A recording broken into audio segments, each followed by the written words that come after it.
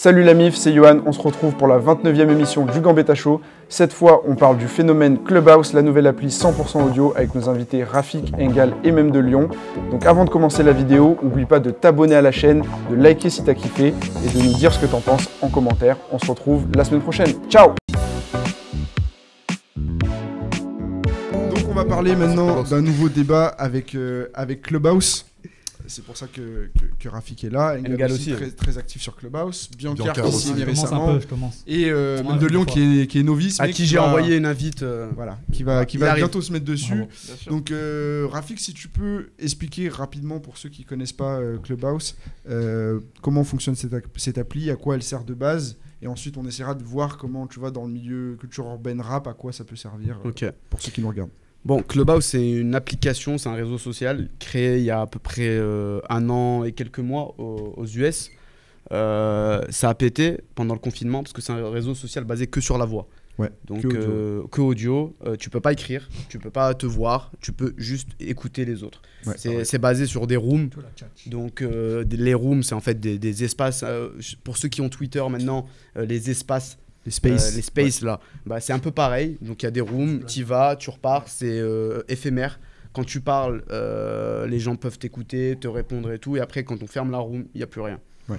C'est même interdit d'enregistrer les trucs. C'est sur invitation.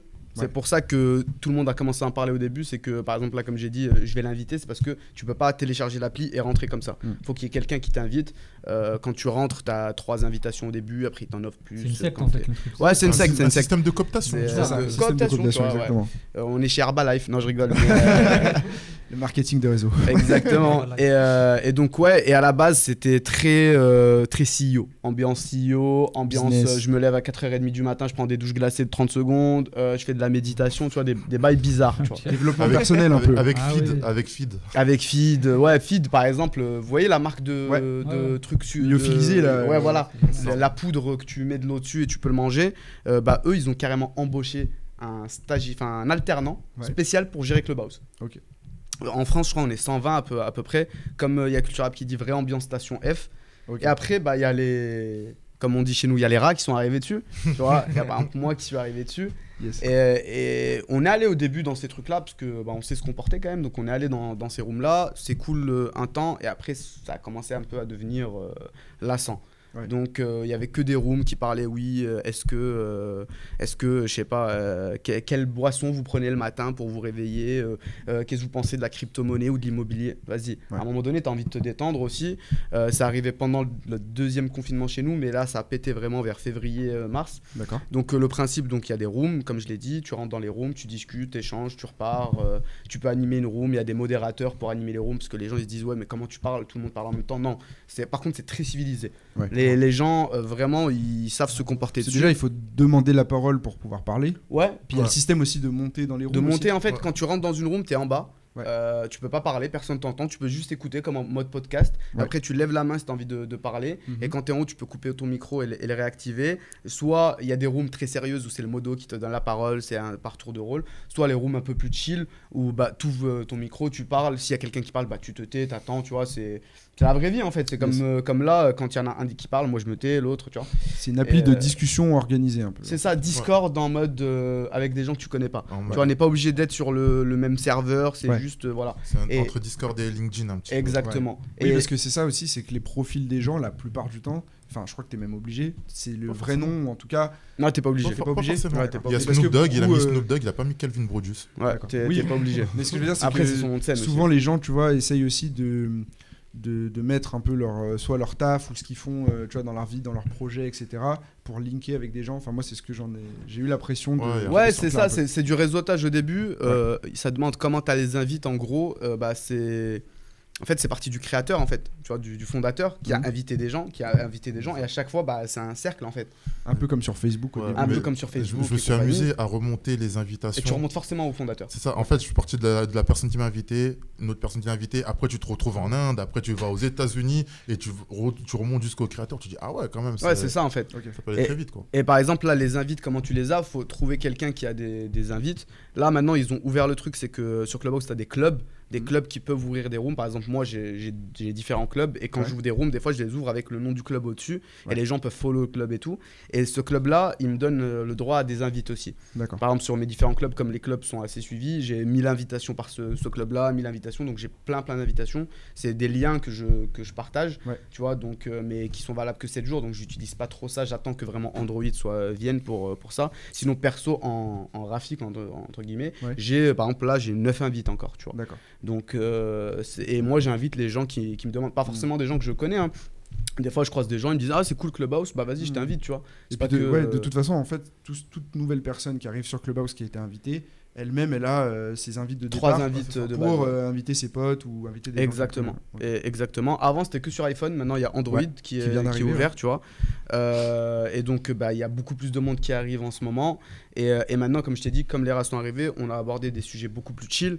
On parle beaucoup de musique, il y a beaucoup d'amateurs de musique, donc on parle beaucoup de rap, on parle de tout. Moi je fais un peu de la création de contenu dessus, tu vois. Donc j'ai créé des concepts avec d'autres potes à moi qui forment le club Les Schlag. Ne tenez pas compte du nom s'il vous plaît.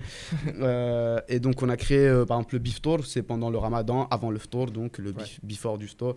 On faisait des quiz sur la religion, sur l'islam, après on discutait, tout ça et tout.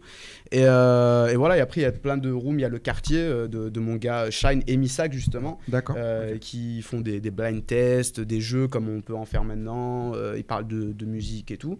Et après il y a plein d'autres gens, il y a Lila, ancienne de chez Skyrock, qui a créé le groupe rap français. On débat, la dernière fois avec elle on avait organisé la room, on a interviewé Olivier Cachin, on a interviewé Olkinry où il est venu l'échanger. Il y a Lassana, le manager de Youssoufa, qui a créé le club Mino. Il a ramené Youssoufa, Pauline Duhart, Pauline Reynaud, Fianso.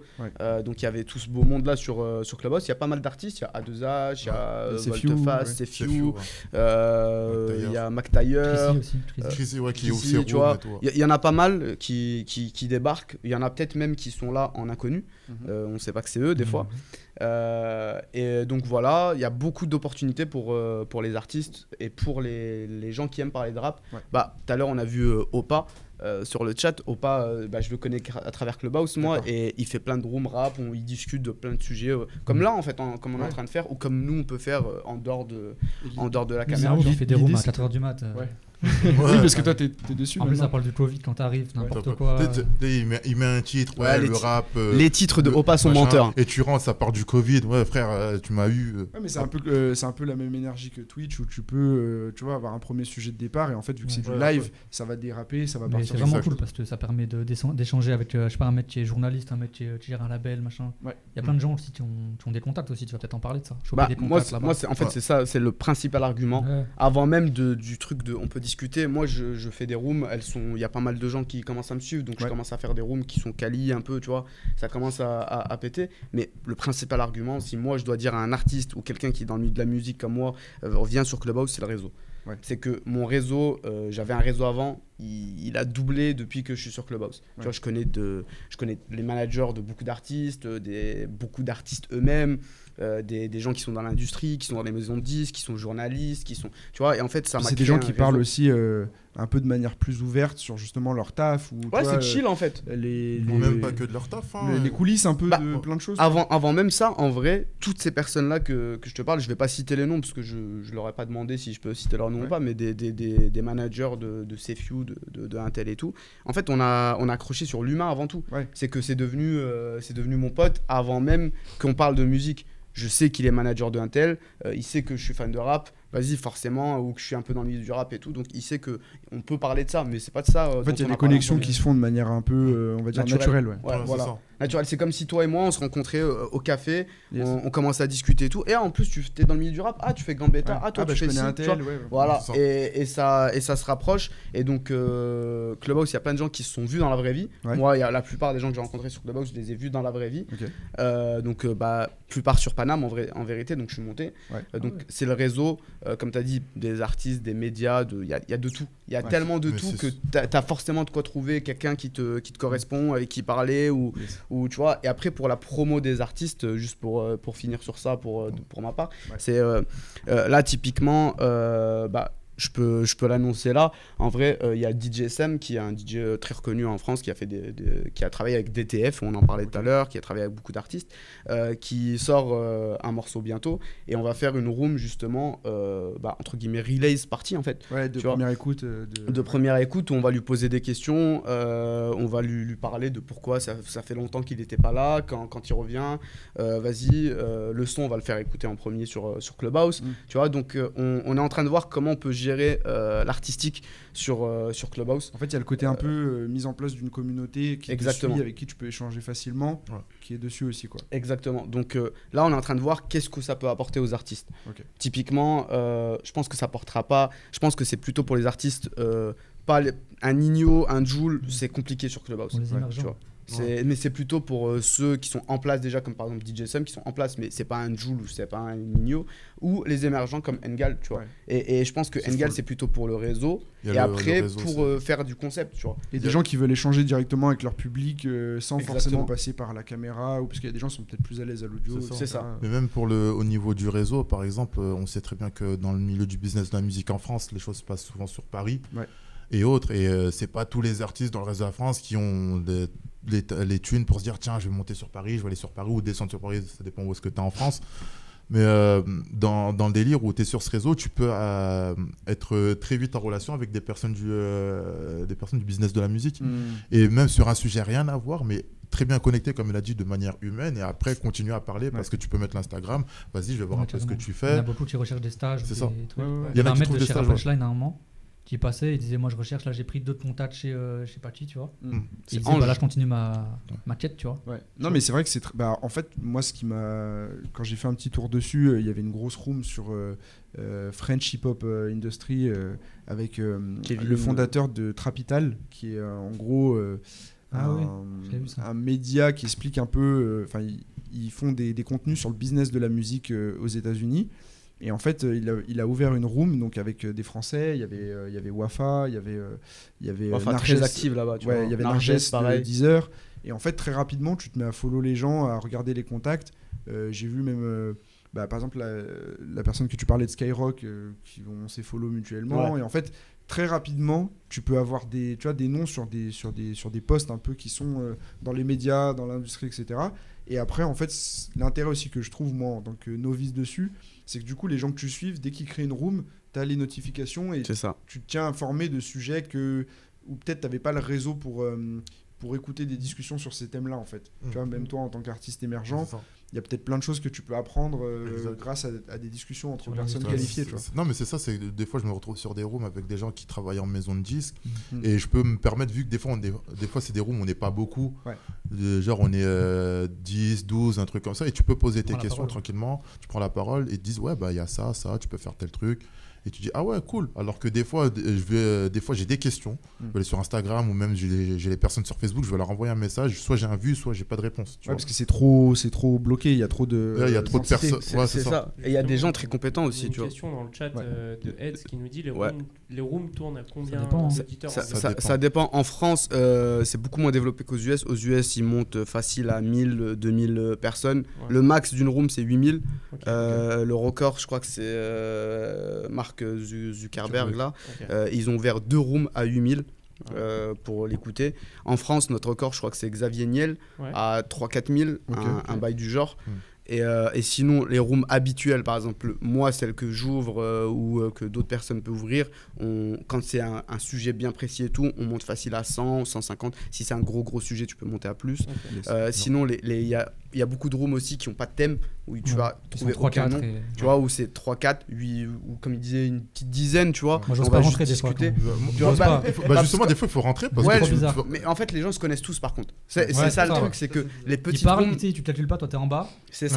T'es là depuis 2 minutes, tu fais... En fait, c'est un peu comme si dans la vraie vie, tu voyais un groupe de mec gars qui parler sur un parking, et tu te poses à côté d'eux et tu les écoutes. Non, mais ça fait grave chaud. En fait, le truc, c'est que des fois, je rentre dans des rooms à 3-4, ils sont 3-4, et je vois, ils parlent, et à un moment, ils vont dire un truc intéressant, vas-y, je monte, il te laisse monter. Il fait, ouais, présente-toi, je me présente, je fais ça. Ah ouais, tu parles et à la fin, c'est comme ça que tu connectes. Ça permet d'ouvrir la discussion. Ouais, c'est ça. Typiquement, en fait, ça dépend dans les rooms où tu vas. Moi, les rooms des schlags avec les autres avec qui on gère ça, on fait de l'afterwork surtout. En gros, tu viens, t'as passé une journée au travail et tout, tu viens, tu te détends. Ouais. Tu vois, on parle de tout et de rien. On peut parler de musique, on fait des fois des blind tests, on rigole, on fait des jeux, on fait n'importe quoi, tu vois. Un peu comme ici où vous avez une trame, mais nous c'est sans trame. Ouais. Tu vois, on peut jouer, on peut parler, on peut discuter, on peut rigoler, tu vois, c'est détente. Et ces rooms là qui sont des assez grosses rooms entre guillemets, genre sur le Clubhouse francophone. Des fois, souvent, on est premier room FR entre guillemets. Et bah ces rooms là, on demande à tout le monde de se présenter. Ouais. Dès que toi, si t'arrives, tu vois, tu vas monter, on va dire bah vas-y, présente-toi, dis ton prénom, dis ton âge, tu viens d'où, tu fais quoi. Comme ça, en fait, ça nous met plus à l'aise. Ça engage la conversation. Parce que les autres, en fait, moi, je suis dessus depuis février et la plupart des gens avec qui je côtoie, ils sont là depuis aussi longtemps, tu vois. Donc, on se connaît tous. Donc, ça veut dire que si quelqu'un se rajoute, il faut qu'il se présente, tu vois, c'est logique. Mais tout le monde ne fait pas ça.